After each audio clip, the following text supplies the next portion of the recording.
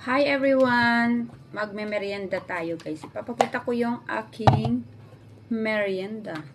So, meron tayong pansit bato.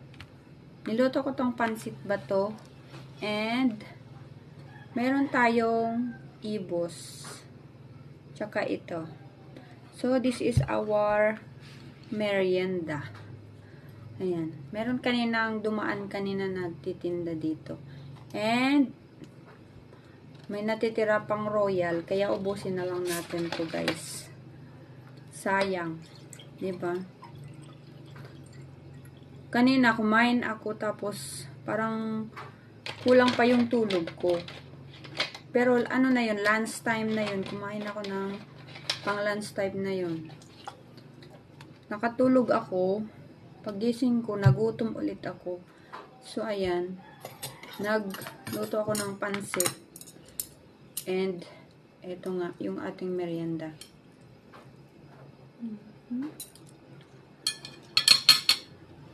Gusto ko lagyan ng suka, yung pansit. Ayan. Tapos may, sili. Sili na maanghang. Ay! Untik pang mahulog. Ito ba? So, kakain tayo nito. Kain tayo ng ibos. This is glutinous rice. So, ito ay pagkain dito sa Bicol.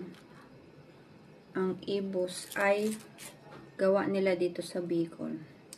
So, I think halos naman ibang mga maybe other places ay gumagawa ng mga ganito but in a different way. So, yung gamit kasi nila, hindi ko alam, parang sa nyug yata to eh. Ay, hindi ko alam. Kasi sa amin sa Cagayan, gumagawa din kami ng ganito, yung pure na ganito sa Cagayan. Pero, ang gamit namin pambalot ay saging. So, ito sa kanila. Try natin.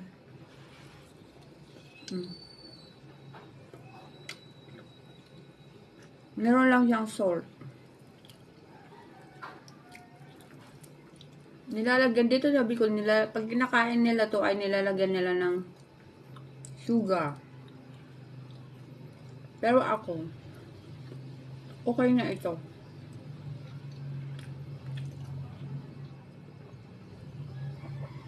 Tara guys, merienda tayo.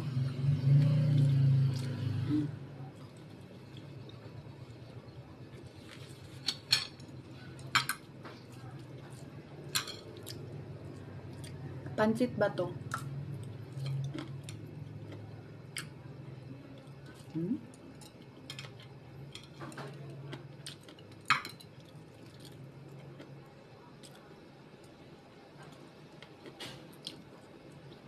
Yung pansit ba to ko medyo naging dry.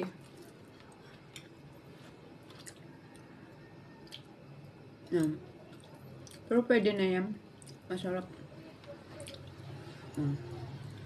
Basta luto ko, masarap.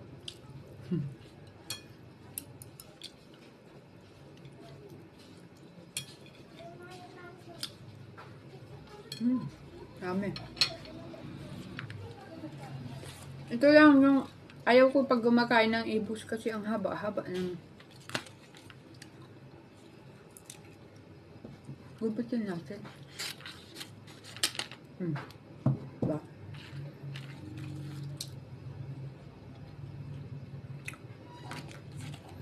Hindi ko alam, parang ba to ng nyug? Parang hindi naman. Parang iba. Hindi ko alam. Comment na lang dyan yung mga taga Bicol. Kung ano ba itong gamit nila pang balot ng ibos. Hindi ko alam.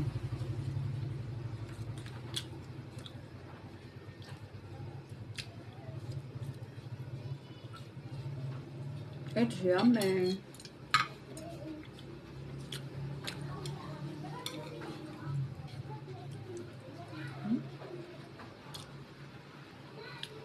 Maulan-ulan ngayon dito sa Naga City. Gawa ng may low pressure area na naman dito sa Pinas. Pero hindi naman dito sa Kamsur. So, I think it's part of, mostly part of Mindanao and Visayas.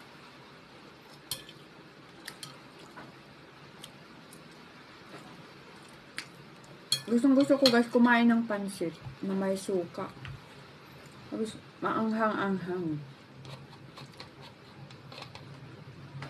Lagi akong may suka. May sili ito, oh. Maanghang yan. Mahilig ako niyan. Parang mas lalo akong ginaganan na kumain kapag may suka na maanghang. Tapos, nilalagay ko siya sa pansit.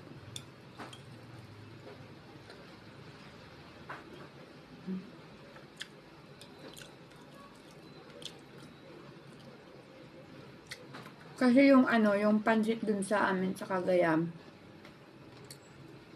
'di ba meron yung hindi ko alam kung anong pansit yun. Kasi mga kanya-kain na pansit dun. Lagi kasing may yung iba yung may suka, toyo, kalamansi, may sili, tapos magkat ng sibuyas, mga ganun ba. Actually, namimiss ko yung ganun na pansit sa Cagayan.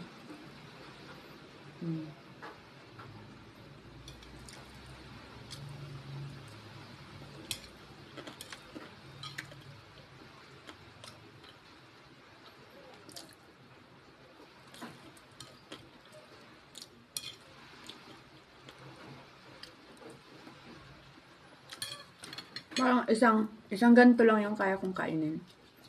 Mabigat kasi sa tiyan. Meron din kasi yung pansit.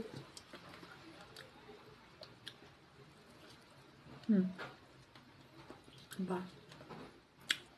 Hindi ko talaga guys kaya yung ginagawa ng iba na magmukbang. Sabi nila, since marunong daw ako magluto, gagawa daw ako ng mga content ko na mukbang. Kaso hindi ko talaga guys kaya maggawa ng yung parang magbi-video talaga na magmumukbang dahil hindi naman ako ganun kagaling kumain. Kumakain ako, nagluluto ako, pero hindi ako masyado sa sa pagkain.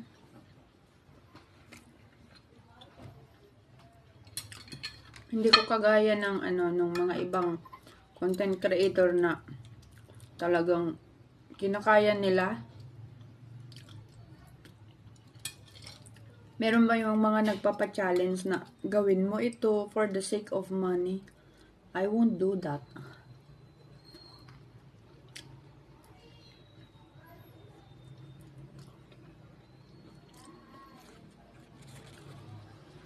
Magtrabaho lang tayo ng kahit hindi masyadong mataas yung kikitain natin kay Facebook.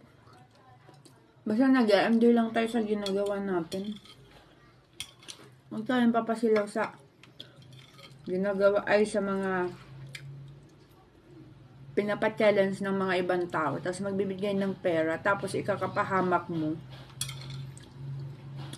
Wag na wag nyo yung gagawin guys.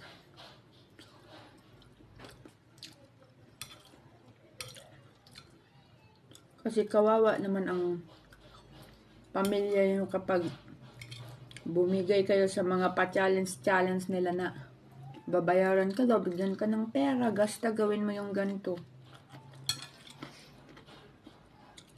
Huwag masyadong masilaw sa pera.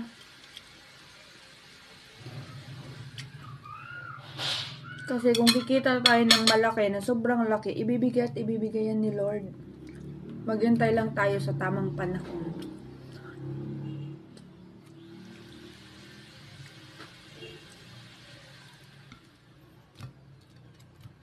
Masaya tayo sa ginagawa natin, nagpo-post lang. Okay na yun. Kisa naman ang tawag dito, ipopost natin yung sarili natin sa mga bagay-bagay na hindi naman dapat gawin. So, pinapahirapan lang natin yung ating mga sarili.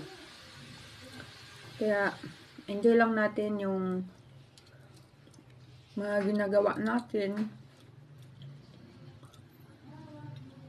At huwag natin pilitin yung ating mga sarili sa mga bagay-bagay na hindi naman natin kayang gawin. Lalo na kung ikakapahamak na ng buhay natin. Diba? Enjoy life. At iwasan din natin yung mga sobrang negative na mga tao.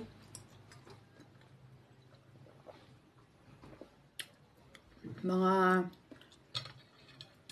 nagsasalita ng hindi maganda sa kapwa nila. Yan lang natin sila. Diba?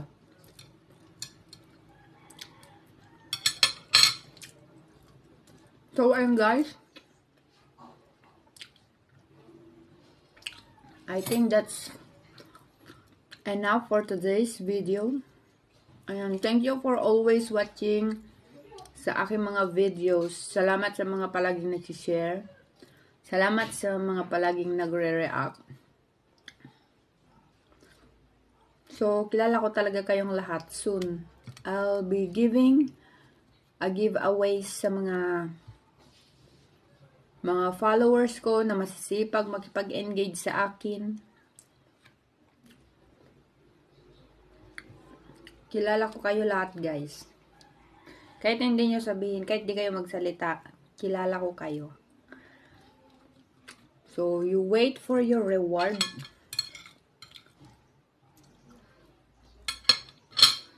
Basta anytime soon. So, ayan guys. Thank you. God bless everyone.